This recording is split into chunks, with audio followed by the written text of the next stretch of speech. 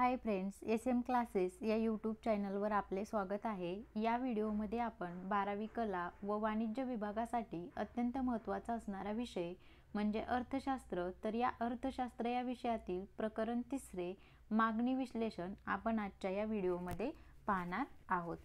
या अगोदरच्या व्हिडिओमध्ये आपण जो काही मागणीचा नियम आहे तर तो मागणीचा नियम पाहिला। त्यामध्ये मागणीच्या नियमाचे विधान असेल, मागणीच्या नियमाची गृहीतके असतील, त्याचबरोबर मागणी पत्रक असेल, त्याचबरोबर मागणी वक्र असेल। तर याद्वारे हा जो काही मागणीचा नियम आहे तर तो मागणीचा नियम कशा प्रकारे स्पष्ट करता येतो मागणी पत्रकाद्वारे किंवा मागणी वक्राद्वारे ते आपण या अगोदरच्या व्हिडिओमध्ये पाहिलेले आहे। आता आजच्या व्हिडिओमध्ये आपण हा जो काही मागणीचा नियम आहे तर या मागणीच्या नियमाला असणारे जे काही अपवाद आहेत तर ते अपवाद पाहणार आहोत। आता मागणीच्या नियमाचे अपवाद पाहण्या अगोदर आपण या अगोदरच्या व्हिडिओमध्ये जो काही मागणीचा नियम पाहिला होता तर तो मागणीचा नियम थोडक्यात पाहू किंवा मागणीच्या नियमाचं विधान नक्की काय होतं ते पाहू।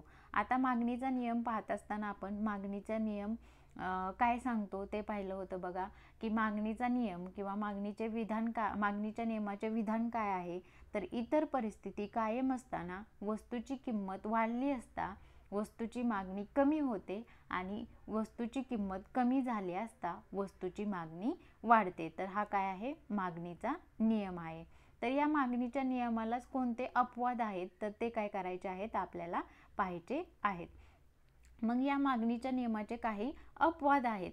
आता मागणीच्या नियमाचे अपवाद आहेत म्हणजेच काय किंवा याचा अर्थ काय, तर काही अपवादात्मक परिस्थितीमध्ये काय होत असतं, वस्तूची किंमत वाढते तेव्हा जो काही उपभोक्ता आहे तर तो उपभोक्ता काय करत असतो, वस्तूची किंमत वाढत असताना देखील काय करत असतो, अधिक वस्तूंची खरेदी करत असतो। आणि वस्तूंची किंमत कमी झाल्यावर देखील उपभोक्ता काय करत असतो, वस्तूंची जी काही खरेदी आहे तर ती खरेदी काय करत असतो, कमी प्रमाणामध्ये करत असतो। म्हणजे या ठिकाणी काय झालेलं आहे, मागणी नियमाच्या एकदम उलट परिस्थिती आहे। म्हणजे मागणी नियम काय सांगतो, किंमत वाढली मागणी कमी होते, किंमत कमी झाली मागणी वाढते। परंतु जर मागणीच्या नियमाचा अपवादाचा जर विचार केला तर या ठिकाणी काय होत असतं, काही अपवादात्मक परिस्थितीमध्ये किंवा ज्या गोष्टी काय आहेत मागणी नियमाला अपवाद आहेत तर अशा अपवादात्मक परिस्थितीमध्ये काय होत असतं, वस्तूची किंमत वाढली तरी देखील उपभोक्ता मोठ्या प्रमाणावरती वस्तू खरेदी करत असतो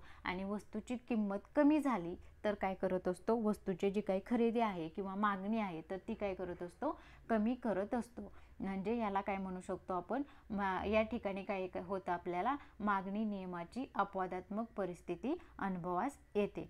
मग हा जो काही मागणीचा वक्र आहे तर तो अशा वेळेस काय होत असतो, डावीकडून उजवीकडे खालून वर जाणारा आपल्याला दिसून येतो। आणि जी काही मागणी असेल किंवा किंमत असेल तर या मागणी आणि किंमत यामध्ये असणारा जो काही संबंध आहे तर तो संबंध आपल्याला कसा दिसून येतो, धनात्मक असल्याचा दिसून येतो। म्हणजे बघा, आपण मागणी नियम पाहत असताना काय पाहिलं होतं, या ठिकाणी बघा मागणी वक्र आपण पाहिला होता मागणी नियमामध्ये। त्यामध्ये म हा काय आहे, मागणी वक्र काढला होता आपण। आणि हा हा मागणी वक्र काय आहे, डावीकडून उजवीकडे कसा आहे, वरून खाली येणार आहे। डावीकडून उजवीकडे वरून खाली येणार आहे।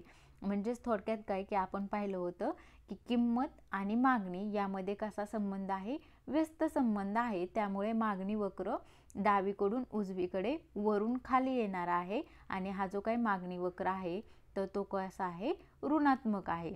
हे काय पाहिलं होतं आपण मागणी नियम पाहताना पाहिलं होतं। आणि तेच जर आपण अपवादात्मक मागणी वक्र पाहिला तर अपवादात्मक मागणी वक्रामध्ये काय होत आहे, किंमत वाढली तरी देखील मागणी काय होत आहे, वाढतच आहे। आणि किंमत कमी झाली तरी देखील उपभोक्ता काय करत आहे, खरेदी कमीच करत आहे।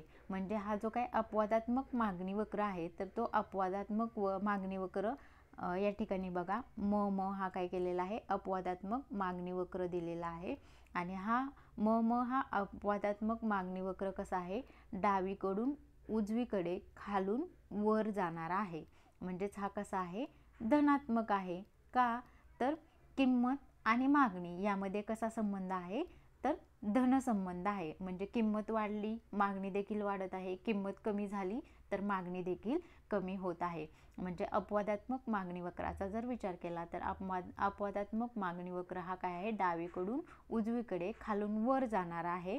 आणि मागणी आणि किंमत यामध्ये संबंध कसा आहे, तर धनात्मक संबंध आहे. म्हणजे यावरून आपल्या काय लक्षात येत आहे की मागणी नियमाला अपवाद म्हणजे नक्की काय, तर मागणी नियमानुसार काय होतं, किंमत वाढली मागणी कमी होते, किंमत कमी झाली मागणी वाढते. परंतु मागणी नियमाचे अपवाद पाहत असताना किंवा काही अपवादात्मक परिस्थितीमध्ये काय होत असतं, किंमत वाढली, खरेदी देखील किंवा मागणी देखील वाढत आहे. किंमत कमी झाली तर मागणी देखील काय होत आहे, कमी होत आहे.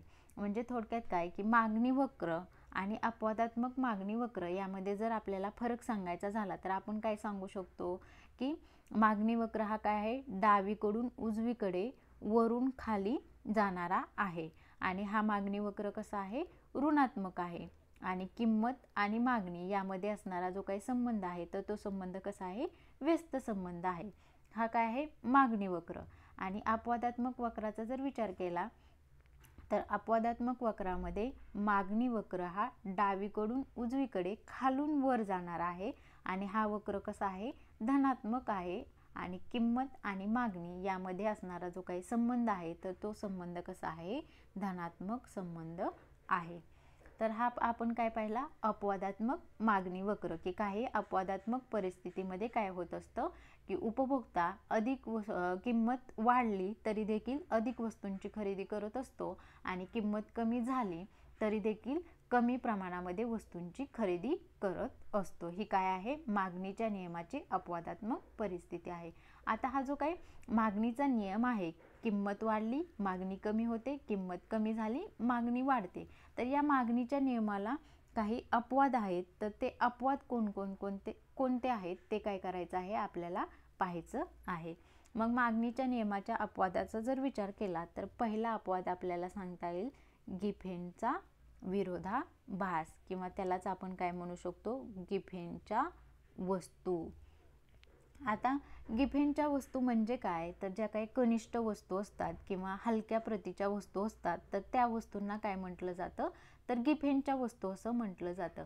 मग ह्या ज्या काही कनिष्ठ वस्तू आहेत किंवा हलक्या प्रतीच्या किंवा हलक्या दर्जाच्या ज्या काही वस्तू आहेत तर या वस्तूंच्या बाबतीत काय होत नाही, हा नियम लागू होत नाही किंवा हा नियम काय होत नाही, आपल्याला अनुभवता येत नाही. का, तर ह्या ज्या काही कनिष्ठ वस्तू आहेत किंवा हलक्या दर्जाच्या वस्तू आहेत तर या वस्तूंची जी काही किंमत आहे तर ती किंमत वाढली तर त्यांची मागणी पण काय होते, वाढते. आणि किंमत कमी झाली तर त्यांची मागणी देखील काय होत असते, कमी होत असते. म्हणजे ह्या ज्या काही कनिष्ठ वस्तू आहेत किंवा हलक्या वस्तू आहेत तर या वस्तूंच्या बाबतीत आपल्याला मागणीचा नियम अनुभवता येत नाही. फॉर एक्झाम्पल आपण पावाचं उदाहरण घेतलं तर पावाच्या किमती काय झाल्या, कमी झाल्या.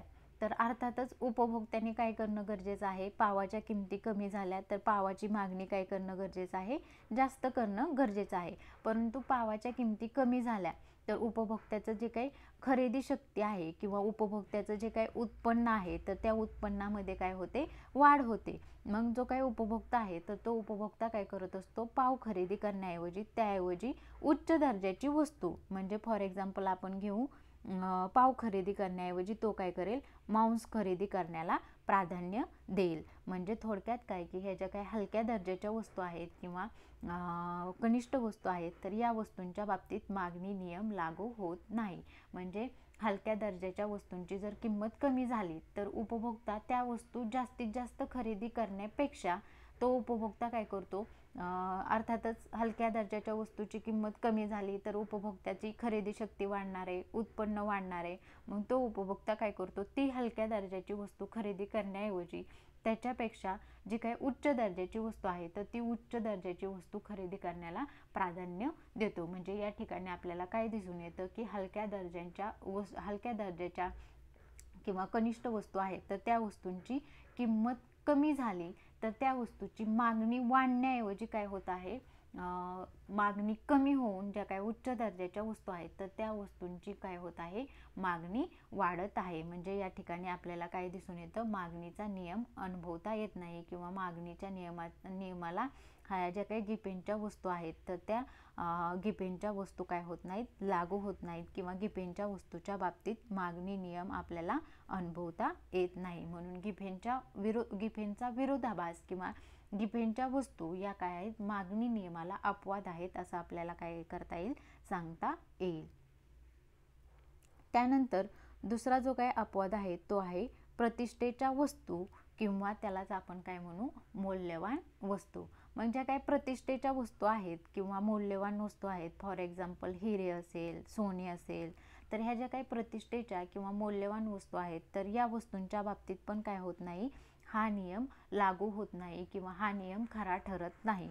का तर ज्या काही मौल्यवान वस्तू आहेत आणि प्रतिष्ठेच्या वस्तू आहेत तर या वस्तूंच्या किमती कितीही वाढल्या तरी देखील उपभोक्ता काय करत असतो, त्या वस्तू जास्तीत जास्त खरेदी करत असतो. म्हणजे फॉर एक्झाम्पल श्रीमंत व्यक्तींचं आपण जर उदाहरण घेतलं तर या श्रीमंत व्यक्ती काय करत असतात, मौल्यवान वस्तूंच्या किमती कितीही वाढल्या तरी त्या वस्तू काय करत असतो, जास्तीत जास्त खरेदी करत असतो. म्हणजे मागणीच्या नियमानुसार वस्तूची किंमत वाढली तर मागणी काय व्हायला पाहिजे, कमी व्हायला पाहिजे. परंतु ज्या काही मौल्यवान वस्तू आहेत, फॉर एक्झाम्पल हिरे असेल, सोने असेल, तर यांच्या किमती कितीही वाढल्या तरी श्रीमंत व्यक्ती आहेत तर त्या व्यक्ती काय करत नाहीत, आपली मागणी कमी करत नाहीत, त्या वस्तू काय करतात, खरेदीच करतात. म्हणून या मौल्यवान वस्तूंच्या बाबतीत हा जो काही मागणीचा नियम आहे तर तो मागणीचा नियम आपल्याला अनुभवता येत नाही किंवा प्रतिष्ठेच्या वस्तू ह्या काय आहेत, मागणीच्या नियमाला अपवाद असल्याचं आपल्याला दिसून येते.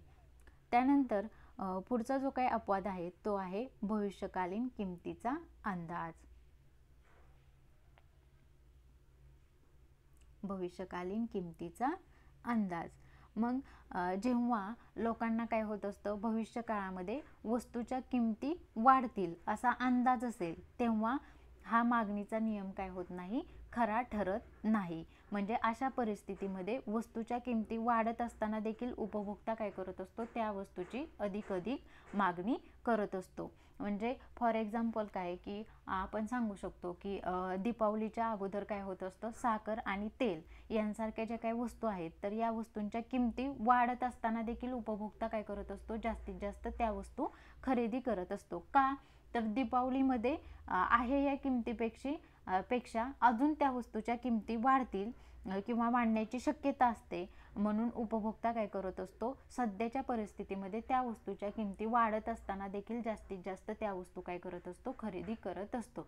म्हणजे या ठिकाणी काय केलेलं आहे, त्या उपभोक्त्याने किमतीबाबत काय केलेलं आहे, भविष्यकालीन अंदाज केलेला आहे. म्हणजे काय, एखादी वस्तू आहे तर त्या वस्तूची किंमत सध्याच्या किमतीपेक्षा भविष्यामध्ये अजूनच वाढणार आहे असा जर उपभोक्त्याचा अंदाज असेल तर तो काय करत असतो, सध्या किंमत जास्त असताना देखील ती वस्तू जास्तीत जास्त प्रमाणामध्ये खरेदी करत असतो किंवा त्या वस्तूची जास्तीत जास्त मागणी करत असतो. म्हणून भविष्यकालीन किमतीचा अंदाज हा पण काय आहे, एक मागणी नियमाला अपवाद असल्याचा आपल्याला दिसून येतो. म्हणजे मागणी नियमानुसार किंमत वाढली तर मागणी काय व्हायला पाहिजे, कमी व्हायला पाहिजे. परंतु त्या उपभोक्त्याचा जर त्या वस्तूच्या बाबतीत भविष्यकालीन अंदाज असेल की आहे ह्या किमतीपेक्षा पण भविष्यामध्ये त्या वस्तूची किंमत अजूनच वाढणार आहे असा जर उपभोक्त्याने अंदाज घेतला असेल तर तो उपभोक्ता सध्याच्या परिस्थितीमध्ये त्या वस्तूची किंमत जास्त असली तरी देखील त्या वस्तूची मागणी काय करत नाही, कमी करत नाही, ती वस्तू खरेदीच करतो. म्हणून भविष्यकालीन किमतीचा अंदाज हा पण काय आपल्याला दिसून येतो, मागणी नियमाला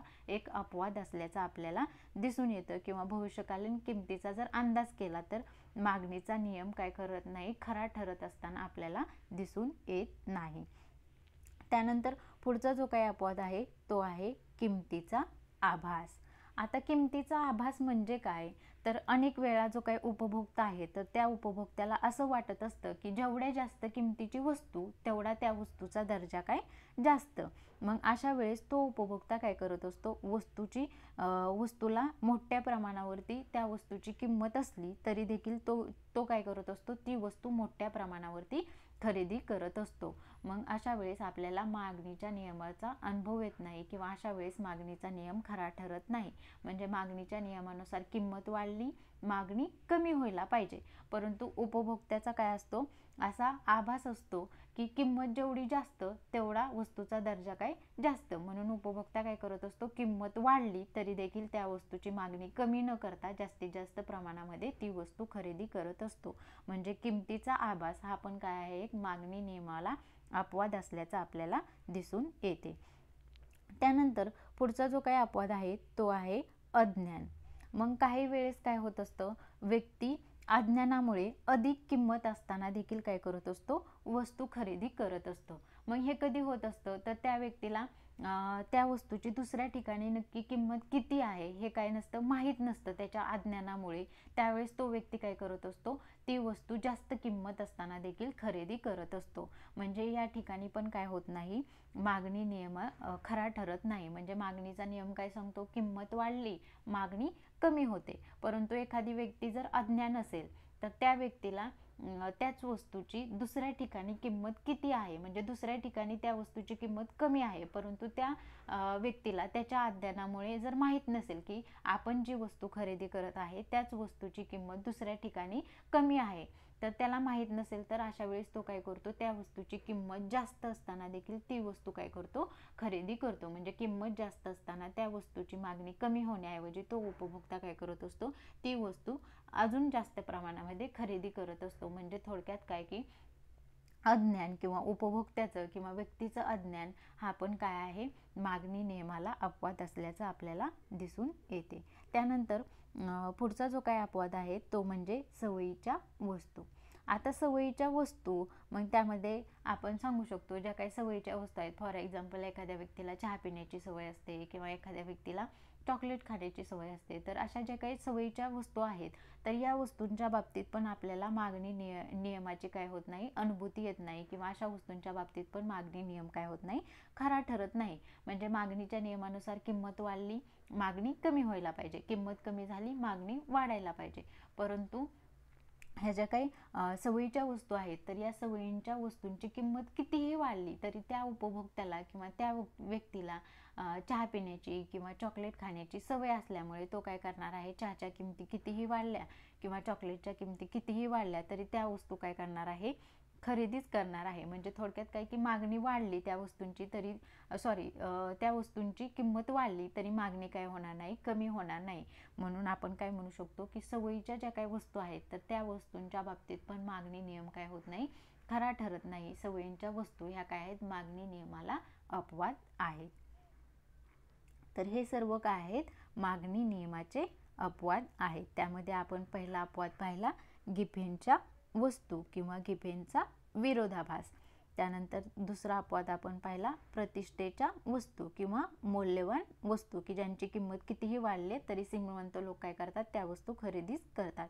त्यानंतर तिसरा अपवाद आपण पाहिला, भविष्यकालीन किमतीचा अंदाज. म्हणजे सद्य परिस्थितीपेक्षा किंवा सद्य परिस्थितीमध्ये त्या वस्तूच्या किमती जास्त आहेत परंतु भविष्यामध्ये अजूनच किंमत वाढणार आहे असा जर उपभोक्त्याचा अंदाज असेल किमतीबाबत, तर तो उपभोक्ता काय करत असतो, किंमत वाढत असताना देखील आपली मागणी वाढवत असतो. म्हणून भविष्यकालीन किमतीचा अंदाज हा पण काय आहे, मागणी नियमाला एक अपवाद आहे. त्यानंतर किमतीचा आभास. म्हणजे जेवढी किंमत जास्त तेवढी त्या वस्तूचा दर्जा जास्त असं जर उपभोक्त्याला वाटत असेल तरी देखील तो काय करत असतो, किंमत जास्त असताना देखील त्या वस्तू खरेदी करत असतो.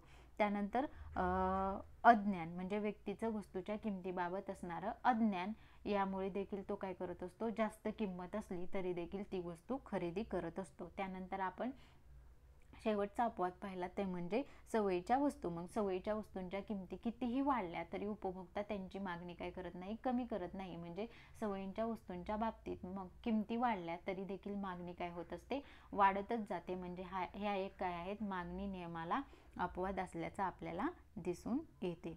तर आजच्या व्हिडिओमध्ये आपण हा जो काही मागणीचा नियम आहे तर या मागणीच्या नियमाला अपवाद कोणकोणते आहेत तर ते अपवाद पाहिले.